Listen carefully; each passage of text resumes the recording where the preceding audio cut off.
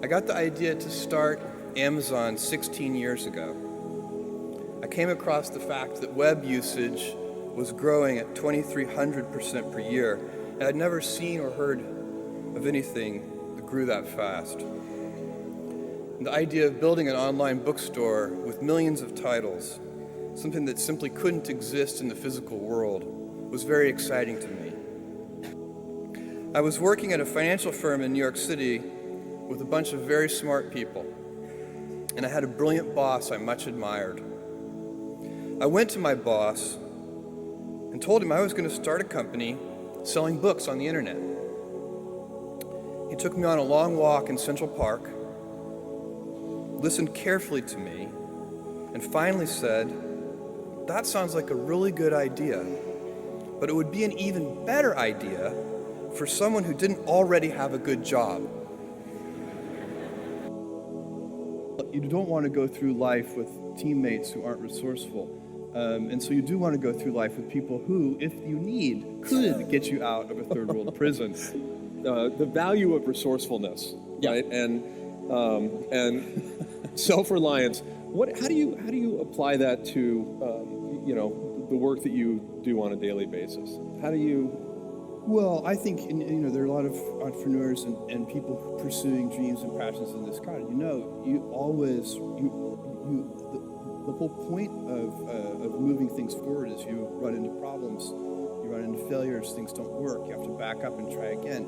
Each one of those times when you have a setback and you back up and you try again, you're using resourcefulness, you're using self-reliance, you're trying to invent your way out of a box. And we have tons of examples at Amazon where we've had to do this. We've failed so many times. I always think of us as a great place to fail because we're good at it. We have so much practice. And just to give you one example, many years ago now, we wanted a third-party selling business because we knew we could add selection to the store that way. And we started Amazon auctions. Nobody came. I think maybe our mother was the only one who purchased something. I bought Amazon a coffee auctions. cup. You bought a coffee cup? I did. Okay, so there were two purchasers.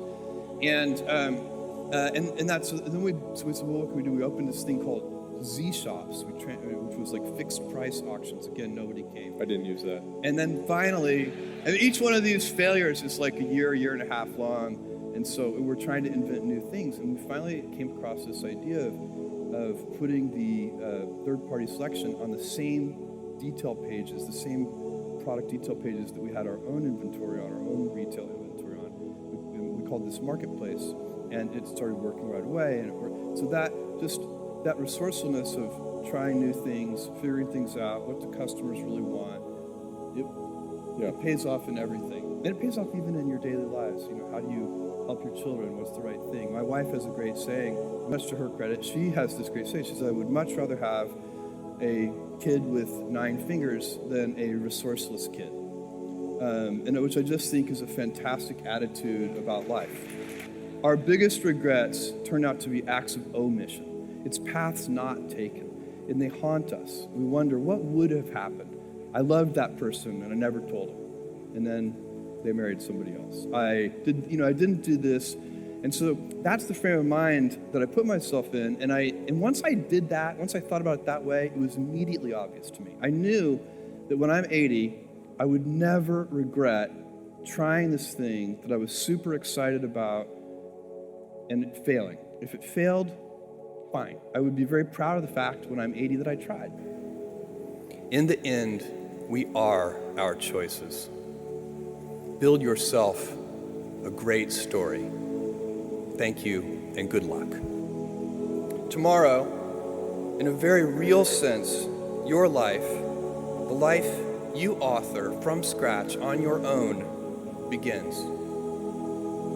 How will you use your gifts? What choices will you make? Will inertia be your guide, or will you follow your passions? Will you follow dogma, or will you be original? Will you choose a life of ease, or a life of service and adventure? Will you wilt under criticism, or will you follow your convictions? Will you bluff it out when you're wrong, or will you apologize? Will you guard your heart against rejection, or will you act when you fall in love? Will you play it safe, or will you be a little bit swashbuckling?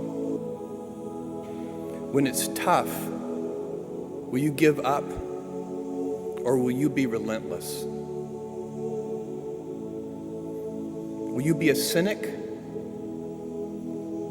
or will you be a builder? Will you be clever at the expense of others, or will you be kind?